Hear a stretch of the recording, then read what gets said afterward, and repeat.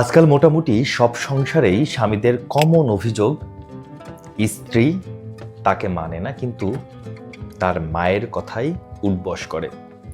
আর এই ক্ষেত্রে অনেক নারী পুরুষই ঠিকঠাক ব্যালেন্স করতে পারে না। মা হলো জীবনের আশীর্বাদ, কিন্তু বিয়ে মানে নতুন একটা পরিবারকে প্রাধান্য দেয়া।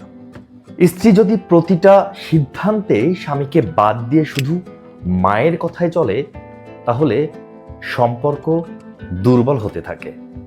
এতে স্বামী নিজেকে অপ্রয়োজনীয় মনে করে, ভরসা কমে, দূরত্ব বাড়ে, আর ঝগড়া নীরবে জমতে থাকে।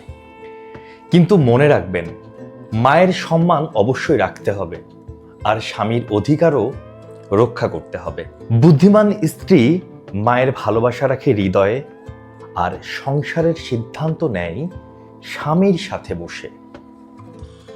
মা বনাম স্বামী না, বা এটা কোনো প্রায়োরিটির কম্পিটিশনও না।